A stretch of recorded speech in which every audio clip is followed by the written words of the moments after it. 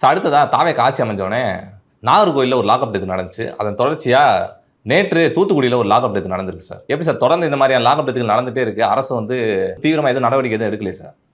இதை ஒரு deep rooted reform வேணும் போலீஸ் டிபார்ட்மெண்ட்டில், புரியுதா? நம்மலாம் அரெஸ்ட் ஆனதுனால மரியாதையை பேசுனாங்க, வேறு யார் அரெஸ்ட் ஆனாலும் சரி சிம்பிள், பணக்காரனுக்கு ஒரு ட்ரீட்மெண்ட்டு, ஏழைக்கு ஒரு ட்ரீட்மெண்ட், அவ்வளோதான், புரியுதா?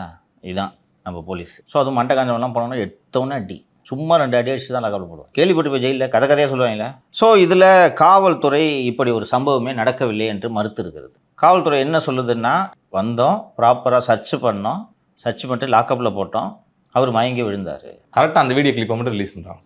மயங்கி விழுந்தோடனே நாங்கள் அவரை சொந்த ஜாமீனில் விடுவிச்சு பாட்டிக்கிட்ட ஒப்படைச்சிட்டோம். அதற்கு முன்பு நாங்கள் மருத்துவ பரிசோதனைக்கு அழைத்து சென்றோம். டாக்டர் அவரை செக் பண்ணிட்டு ஃபிட்டாக இருக்கார் என்று சொன்னார்கள். எங்கள் மீது தவறில்லை. இந்த போலீஸோட நடவடிக்கை பார்த்தாலே இதில் என்ன நடந்திருக்குன்றது கண்டுபிடிச்சிடலாம். நம்ம எல்லாருமே மெடிக்கல் செக்கப்புக்கு போயிருக்கோம். ஸோ அதோட ஃபார்மாலிட்டி என்ன, வேலை என்னன்றது தெரியும். மெடிக்கல் செக்கப்புக்கு நம்மளை கூட்டு போகும்போது பெரிய ஃபார்மை ஃபில்லப் பண்ணணும், தெரியும்ல? கேஸ் நம்பர் எல்லாம் போட்டு ஃபார்மை ஃபில்லப் பண்ணணும். ஃபார்மை ஃபில்லப் பண்ணி டாக்டர்கிட்ட போன உடனே டாக்டர் வம்புக்குன்னு ஒரு 10 நிமிஷம் வெயிட் பண்ணுங்கன்னு வாங்க. பார்த்துருக்கியா? அதுவும் நம்ம ஏதாவது இங்கே வலிக்குது அங்கே வலிக்குதுன்னு சொன்னால், என்ன சார் வலிக்குதுன்றான், ஃபிட்டு கொடுக்க மாட்டேன் அப்படின்னா, sir sir sir sir sir sir fit கொடுங்க சார், ரைட்டா? அப்போது ஃபிட் ஃபார் ரிமாண்டுன்னு தான் கொடுப்பாங்க. ஹாஸ்பிட்டலுக்கு உன்னை எதுக்கு கூப்பிட்டு போகிறாங்க? ஒன்று விட்டு பெரியப்பாவா? என்னையும் அரெஸ்ட் பண்ணிட்டு இது சைதாப்பேட்டை ஸ்டேஷன் வச்சுருந்தாங்களா, அப்போ துறை வைக்குமா சார் உள்ளே கூப்பிட்டு அங்கே போய் எது நெஞ்சு வலிக்குது அப்படின்னு சொல்லிட்டு நெஞ்சு பிடிச்சிக்கிறாராண்டாரு. என்னையும் செந்தில் பாலாஜி நினச்சிட்டார் போல அவர். ஸோ ஹாஸ்பிட்டல் கூப்பிட்டு போகிறது எதுக்கு? சொந்த ஜாமீனில் விட போகிறான். நீ போய் ஹாஸ்பிட்டலுக்கு போனேன்னா டாக்டருங்க வெயிட் பண்ண வைப்பாங்க. நான் ஏட்டையாவை போட்டு அனுப்புகிறேன், என்ன வியாதி இருக்கோ பார்த்துட்டு ட்ரீட்மெண்ட் எடுத்துகிட்டு அப்புறமா ஜாமீனில் போப்பா. இதுக்கு ஹாஸ்பிட்டல் கூப்பிட்டு போனீங்க, எல்லாம் பார்த்தா பைத்தியார் மாதிரி தெரியுதா? ஸோ கூப்பிட்டு போயிட்டாங்கப்பா. கூப்பிட்டு போயிட்டு அப்படியே மேஜிஸ்ட்ரேட்டை தான் நீ கூப்பிட்டு போயிருக்கணும், ஸ்டேஷனுக்கு கூப்பிட்டு வந்த. நம்ம எல்லாரும் எப்படி பண்ணாங்க? ஆமாம், ஹாஸ்பிட்டலோட மேஜிஸ்ட்ரேட் வீட்டிலேருந்து ஜெயில், கரெக்டாக? டாக்டர் ஃபிட்டுன்னு சொன்ன உடனே எதுக்கே ஸ்டேஷன் கூட்டின்னு வந்த?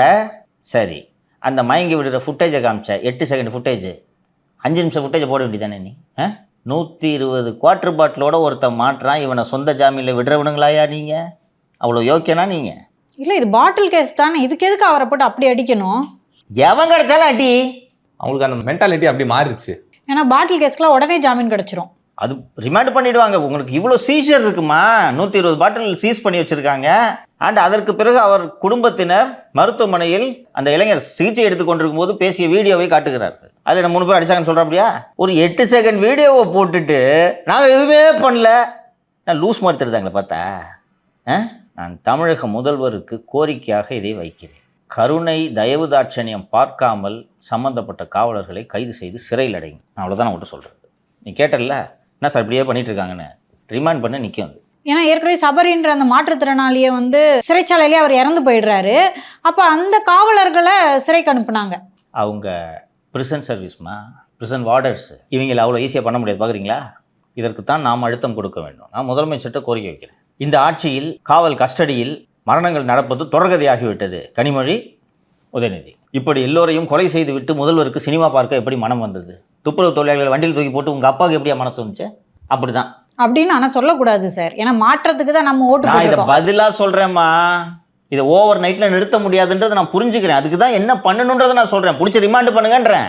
அந்த கோரிக்கையை நம்ம வைக்கலாம். ஆமாம், அதை தான் நான் வைக்கிறேன். பிடிச்சி ரிமாண்டு பண்ணுங்க, விசாரிச்சா தெரிஞ்சிடும், உண்மையை சொல்லிடுவாங்க என்ன நடந்துச்சுன்னு. ரிமாண்ட் பண்ணுங்க.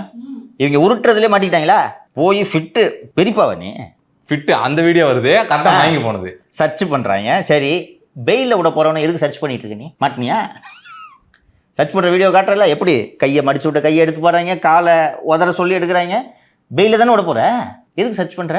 அப்போ ஐடியா ரிமாண்ட் பண்ணுறது. வெயிலில் விட போகிறவனா அங்கே ஸ்டேஷனில் பெஞ்ச் இருக்கும், பெஞ்சில் குறைக்க வேண்டியது தானே.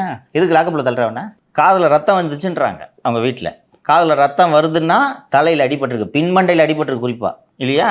அவ்வளோ கருணை உள்ளம் கொண்டவர்களா நீங்கள்? 120 மது பாட்டில்களில் பறிமுதல் பண்ணிவிட்டு மெடிக்கல் ஃபிட்டெல்லாம் வாங்கிட்டு போராஜா பாட்டி வந்திருக்கு, போ கூட போய் நல்லா வீட்டில் இரு. ஸோ இதில் தவறு நடந்திருக்கிறது என்று தோன்றுகிறது. முதல் கட்டமாக வழக்கு பதிவு செய்ய உத்தரவிட வேண்டும் முதல்வர். சந்தேகத்துக்குரிய மரணன்றதெல்லாம் ஏமாற்றுக்கார வேலை. கொலை வழக்கு பதிவு செய்யுங்கள். இந்த உடற்கூறு ஆய்வு இன்னைக்கு பண்ணியிருக்காங்க சார், ரிப்போர்ட் வந்ததான். தம்பி சொல்கிற மாதிரி அந்த போஸ்ட்மார்ட்டம் ரிப்போர்ட்டை பார்த்துட்டு பிரைம் ஆஃபீஸ் எவிடன்ஸ் இருந்துச்சுன்னா மர்டர் சார்ஜ் ரெஜிஸ்டர் பண்ணுங்கள். மர்டர் சார்ஜ் ரெஜிஸ்டர் பண்ணிவிட்டு இது மர்டர் இல்லை, நான் அடிக்கவே இல்லைன்றதை அவங்க ட்ரையலில் ப்ரூவ் பண்ணிக்கிட்டான். எங்களுக்கு பண்ணுறீங்களா? போலீஸ் மட்டும் என்ன சலுகை? இதை பண்ணீங்கன்னா லாக்கப்பில் ஒன்றும் சாக மாட்டான். புரியுதா? இன்ஸ்பெக்டே ஆனால் 4 சாத்தேன் சார், செத்துக்கிட்டு போயிட்டானா நான் ஜெயிலுக்கு போகணும் சார், நான் அடிக்க மாட்டேன் சார்ன்றாங்க. புரியுதா? இதை பண்ணலாம் முதல்வர், பண்ணால் சிறப்பாக இருக்கும். ஏன்னா அவரே வந்து ஏற்கனவே லாக்அப் டெத்துக்காக போராட்டம் நடத்தியிருக்காரு. எஸ் அஃப்கோர்ஸ், நல்லா அழகாக நினைவுபடுத்துனீங்க. நான் கனிமொழி அவர்கள், உதயநிதி அவர்கள், கீதா ஜீவன் அவர்கள்னு சொல்லிட்டீங்க. நேற்று இறந்த செய்தி வந்து ஒரு 1/2 மணி நேரம் சார் வீட்டுக்கு போயிட்டாங்க சார். அஜித்குமார் வீட்டுக்கு சென்றீர்களா? 4 ஆண்டுகளில் திமுக ஆட்சியில் 27 பேர் கஸ்டடியில் இருந்திருக்காங்க. அந்த 27 பேர் லிஸ்ட்டை வச்சுக்கிட்டு தானே அவங்க குடும்பங்களுக்கெல்லாம் கூப்பிட்டு ஒரு விஜய இந்த ஆர்ப்பாட்டத்தில் மேடையாற்றினார். அவங்கள போனீங்களா? அரெஸ்ட் பண்ணீங்களா? ஒரு போலீஸ் அரெஸ்ட் பண்ணீங்களா? வாந்தியத்தை செத்தான அசம்பிளியில் புழுவ தானே செஞ்சீங்க. அப்படின்னு பார்த்தா இப்போ வந்து இந்த ஆட்சியில் இந்த போலீஸ்காரங்க கைது செய்யப்பட்டிருக்கணும். அப்போ என்ன சொல்லி திரு விஜய் அவர்களை வந்து கன்வின்ஸ் பண்ணியிருப்பாங்க? அதே உயர் அதிகாரிகள் தானே இப்போதும் தொடர்கிறார்கள். இல்லை சார், மொரால் போயிடும். இது என்னென்ன உருட்டுவார்கள் என்பதை முதல்வருக்கு சொல்லி விடுகிறேன். கிரைமை கண்ட்ரோல் பண்ண முடியாது, எவனும் அடிக்க மாட்டான், அடிக்கலைன்னா கண்ட்ரோல் இருக்காது. அதனால ரிமாண்ட் மட்டும் பண்ண வேணாம் சார்.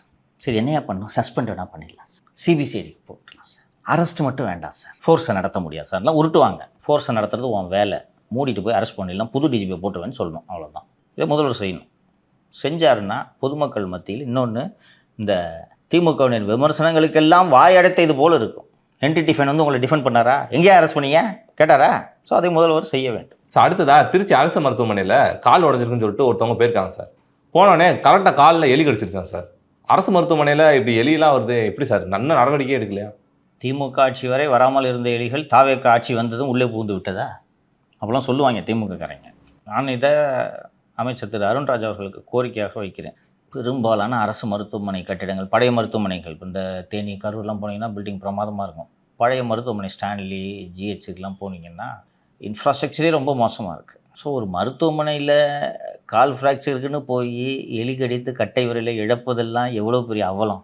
ஸோ இந்த உட்கட்டமைப்பை மேம்படுத்துவதற்கு திரு அருண்ராஜ் அவர்கள் கவனம் செலுத்த வேண்டும். அவர் தான் அதுக்கு பொறுப்புலாம் நம்ம பேச விரும்பல. ஸோ இதெல்லாம் சரி செய்யணும். அரசு மருத்துவமனையில் இந்த மாதிரி எலி நடமாட்டம் இருக்கிறதே தவறு இல்லையா? ஹாஸ்பிட்டலில் எலி போதன்னு ஓடிச்சுன்னா அது என்னையா? அது அதுவும் போய் கட்டவரில் கடிக்குதுன்னா அது எப்பேற்பட்ட கொடூர எலியாக இருக்கும். அது எந்த மாதிரி வளர்ந்துருக்குது அந்த எலி? என்னென்னா பாடி பார்ட்ஸு, பிளட்டு சாப்பிட்டு பழகிய எலியாக இருந்திருக்கும். ஸோ இதெல்லாம் சரி செய்யணும் அப்படின்ட்டு கோரிக்கையாக வைக்கிறேன். சரி செய்வார்கள். சார் அடுத்ததாக இந்த கேரளாவில் ஏடிடிஜிபி ஒருத்தரை வந்து சஸ்பெண்ட் பண்ணியிருக்காங்க. அந்த நியூஸ் எதுக்கு சார்? கேரளாவில் அஜித்குமார் என்ற கூடுதல் டிஜிபியை வேறு ஒரு வழக்கின் விசாரணையில் தலையிட்டார் என்ற காரணத்துக்காக கேரள அரசு கூடுதல் டிஜிபி அஜித்குமார் என்பவரை சஸ்பெண்ட் செய்திருக்கிறது. சரியா? இது போன்ற அதிரடி நடவடிக்கைகளை முதல்வரும் எடுக்க வேண்டும் என்பதற்காகத்தான் கேரள மாநில செய்தியை படிக்க சொன்னேன். தப்புனா சஸ்பெண்டு முடிஞ்சா? கர்நாடகாவில் அந்த பெங்களூரு அணி, ராயல் சேலஞ்சர்ஸா அந்த அணி? ஆமாம் சார், ராயல் சேலஞ்சர்ஸ். அந்த அணி கப்பு ஜெயிச்சிச்சுன்னு அந்த கப்பை எடுத்துகிட்டு ஸ்டேடியத்துக்கு போகும்போது மிதிப்பட்டு கொஞ்சம் பேர் செத்தாங்க, ஞாபகம் இருக்கா? City commissioner suspend, intelligence ADG suspend, DC suspend, DSP suspend, inspector suspend. நம்ம பேசிட்டோம்னு நினைக்கிறேன். இப்போ இந்த மெரினால் 5 பேர் செத்தானே, ஒருத்தர் சஸ்பெண்ட் ஆனாங்களா? ஸோ இது போல் நடவடிக்கை எடுப்பது தான் ஒரு முதல்வருக்கு அழகு. அதுதான் முதல்வரின் கடமை. எல்லாரையும் நல்ல அதிகாரிலாம் சஸ்பெண்ட் பண்ண சொல்ல. நேற்று ஒரு பெருச்சாலியை பற்றி பேசினோம். அது மாதிரி ஏகப்பட்ட பெருச்சாலிகள் இருக்கின்றன. அப்பார்ட்மெண்ட்டில் மேலே ஒரு வீடு வாங்கி 2 வீட்டுக்கும் சேர்த்து லிஃப்ட் கட்டுற பெருச்சாலிலாம் இருக்குது. இதையெல்லாம் விட்டு வைக்காதீர்கள் என்று தான் நான் சொல்லிக்கிறோம். இது ஒரு உதாரணத்துக்காக சொன்னேன். ஐயோ சார் சஸ்பெண்ட் பண்ண இஞ்சி விழுந்துரும் சார், செக்ரட்டரியேட்டு இப்படிலாம் உருட்டுவாங்க. யோ சஸ்பென்ஷன் அடிச்சு எடுத்துனுவாயா போயா, இப்படி தான் ட்ரீட் பண்ணணும் முதலமைச்சர். இவங்களை பக்கத்தில் ஒரு சிஎம் சஸ்பெண்ட் பண்ணுறால, இத்தனைக்கும் ஒரு விசாரணையில் தலையிட்டுருக்காருமா, அவ்வளோதான். தலையை அங்கே விட்ட நீ போ. இப்போ தான் மற்றவங்களுக்கு பயம் வரும்.